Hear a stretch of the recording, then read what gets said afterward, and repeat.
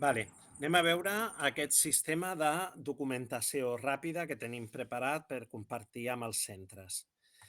Què és? És un sistema de documentació en el qual la persona que el vulgui fer servir simplement ha d'omplir un formulari i penjar una imatge i automàticament rep una fitxa del producte i a més queda registrat. Vale? Hi haurà un sistema d'arxius que ja explicarem. La qüestió és que quan contestem al formulari, ja sigui el formulari simple o el formulari complet, es genera un PDF i aquest PDF, per una banda, s'envia automàticament per correu a la persona que ha omplert el formulari i, per una altra banda, queda una còpia guardada en una carpeta del Drive. Vale? Tot això està fet amb AppScript. Llavors, tenim dos sistemes de documentar, un més senzill i un més complet, amb menys preguntes o amb més preguntes. Tenim la possibilitat d'actualitzar els reptes i les preguntes.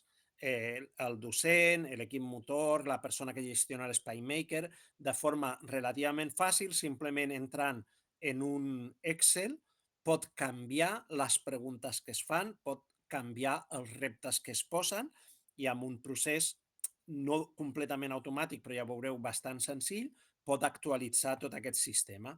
El sistema també suporta reptes oberts. Vol dir que si tu ja tens el sistema fet, però un dia a algú se li acut un repte i no està actualitzat al sistema, tu pots entrar allà i definir des del mateix formulari el teu propi repte. I finalment hi ha una documentació, que aquí per exemple està enllaçada, de com replicar aquest sistema al teu centre, quins arxius t'has de copiar, com configurar-los i com fer-los servir. Llavors, com funciona? Els formularis funcionen de la següent manera. Hi ha una primera part que és comú per als dos formularis, tant per el simple com per el complet. En el simple se'ns demana el correu i es guarda el correu des del qual hem accedit, no? Has de donar-li el xec, però per poder fer servir el formulari has de registrar el correu. Després et demana un nom i et demana un grup.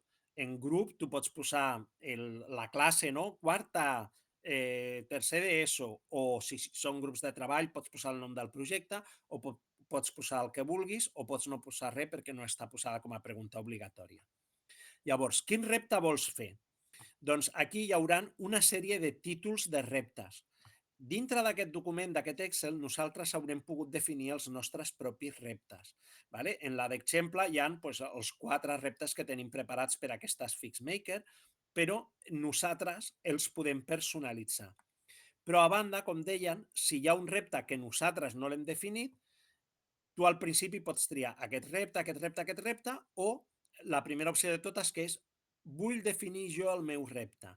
Si tries aquesta opció, llavors et pregunta el títol del repte i la descripció del repte. Però si tries qualsevol opció de les que ja estan guardades perquè els ha definit el mestre, no hauràs de posar la descripció del repte ni el títol, simplement el tries. Finalment, et demana un número de versió. Número de versió és per reforçar aquesta idea d'iterar. Si estem fent la pràctica de la llibreta, potser fem una primera i no ens agrada tant com queda, i fem una segona, una tercera, i de cada versió podem tornar a crear la nostra fitxa. Llavors, és un camp que està pensat per posar un número, no hi ha validació, pots posar el que vulguis, però la idea és posar simplement el número. És la meva primera versió, la segona versió i una fotografia, vale? Que ja et demana que la posis en horitzontal, perquè ja veureu que si la posem en vertical quedarà deformada. Vale? I finalment, aquesta part és la que canvia depenent si hem entrat en el formulari simple o en el formulari complet. En el formulari simple només ens fa una pregunta i en el formulari complet ens fa 6 preguntes. Vale? Nosaltres igual, depenent del cicle educatiu, doncs podem dir que facin només aquest o que facin aquest amb més preguntes, els que vulguem. Nosaltres tindrem un enllaç a aquests formularis perquè entrin a contestar-los. Molt bé, com és aquest full de dades, aquest d'aquí, des del qual nosaltres podem definir els reptes i les preguntes? Doncs tenim la pregunta pel formulari simple, les 6 preguntes per formulari complet. Vale? Les preguntes, nosaltres inicialment hem definit unes. Hem pensat que l'última és una pregunta oberta en la que tu pots posar qualsevol cosa. I en el simple també és una pregunta oberta. Però si un docent o una persona que gestiona això vol configurar que hi hagi una altra pregunta, vol canviar totes aquestes, simplement des d'aquest Excel canviar les preguntes.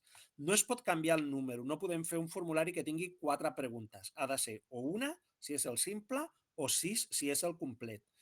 I aquesta pregunta, podem canviar el text de la pregunta, però sempre serà una pregunta de puntuar de l'1 al 5. I aquí, en aquesta part, tenim el títol del repte i la descripció del repte. Inicialment tenim creats uns, però vosaltres en l'Excel podeu anar definint tots els reptes que vulgueu. Cada vegada que s'actualitza el sistema, ja veurem com, doncs els formularis canvien, passen a tenir definits aquests reptes i a tenir aquestes preguntes. Limitacions. Aquest sistema no el podem tenir en una unitat compartida.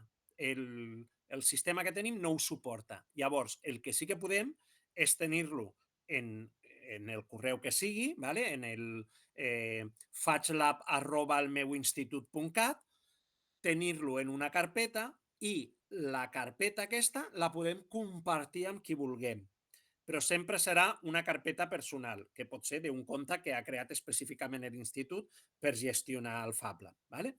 Després, la foto ho posa quan t'ho pregunta, però els docents, igual que els alumnes, de vegades no llegim la pregunta i, i fem directament. ¿Vale? Si fem la fotografia en vertical, la deformarà. Hem de posar la fotografia en horitzontal. Els nanos, doncs, en principi, no tindran el seu mòbil, però de vegades amb els portàtils podem fer una captura de pantalla amb la càmera del portàtil.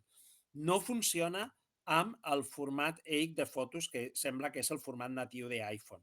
Per tant, si una persona està treballant amb iPhone i fa una fotografia, primer doncs, l'haurà d'entrar, per exemple, en Convertio, que és un conversor online, o en el que sigui, per passar-la a formats JPG, PNG, que són els formats que sí que ens acceptarà el sistema.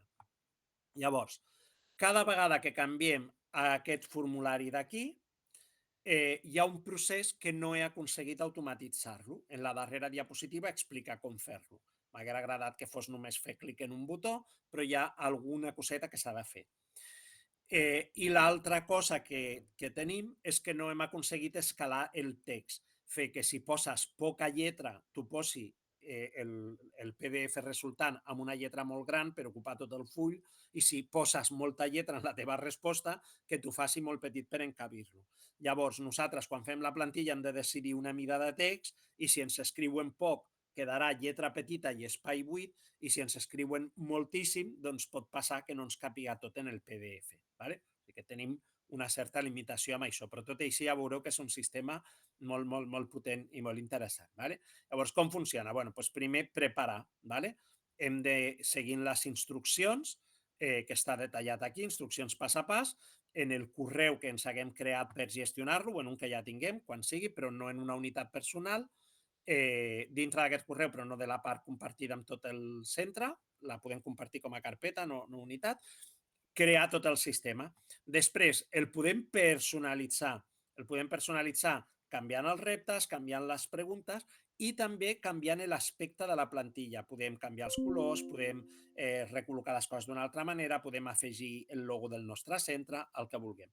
I després fer-la servir. Posem el formulari visible i la gent accedint des del formulari ja pot accedir al sistema. Inicialment, aquestes són les preguntes que nosaltres hem proposat, ¿vale? Les 6 per al complet i aquesta només en el simple. Però ja hem dit que la podeu canviar, sempre mantenim que aquesta pregunta és puntuada de l'1 al 5.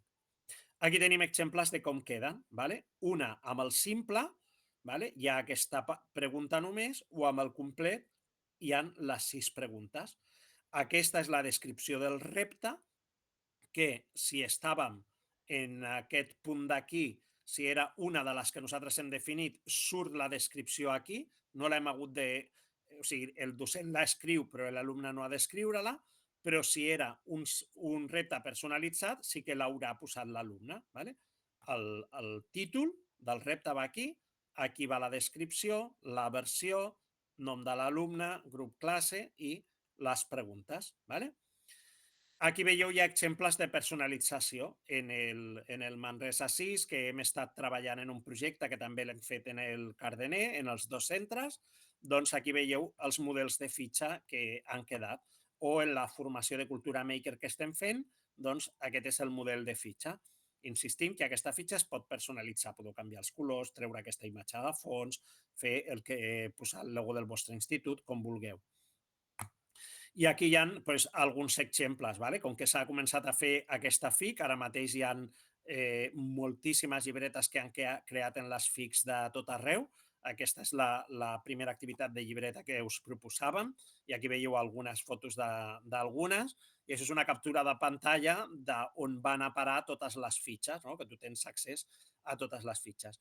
I l'últim punt, que és aquest que ja dic que en les instruccions pas a pas està tot detallat, però aquí està una mica resumit perquè és el punt delicat és que cada vegada que canviem les preguntes que fem o els reptes que hi ha, que entenc que és una cosa que no farem a diari, que farem igual a principi de curs o jo que sé, ho fem un cop o dos sense acut una cosa, però que no serà constant, en el full reptes, aquí que us haurà aparegut un menú, vindreu a aquest menú, triareu l'opció actualitzar reptes al formulari i en aquell moment el sistema no funciona. S'han de fer aquests 4 passes. Automàticament també, quan fas clic aquí, ja et surt un recordatori de que has de fer aquestes 4 passes. ¿Vale?